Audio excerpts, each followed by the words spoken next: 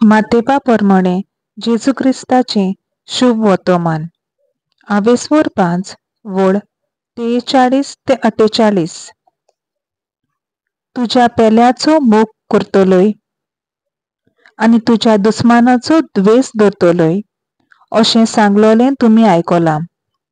पूण हांव तुमकां सांगतां, तुझ्या दुस्मानाचो मोग करात आनी तुमकां पिडापीड दितोल्या पासत मागात.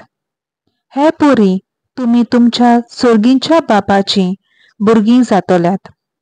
कित्याक तो आपलो सूर्य वायट तशेंच बऱ्या मनशांचेर उदेसो करता आनी आपलो पावस प्रमाणीक तशेंच खोट्या मनशांचेर घालता. तुमचो मोग करतल्यांचो तुमी मोग करशात जाल्यार कसली तुमकां मजुरी मेळत? धूळ वसूलदारूय तशेंच करिनात? आनी तुमच्या भावा भयणाकूच तुमी सोलां करशात जाल्यार व्हडलेंशें कितें केलें तुमी? ओन भावाटी लेगून अशेंच करतात की ना?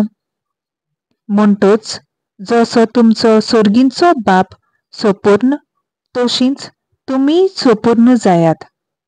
देवाचें उतर हें. देवाचो व्हड उपकार.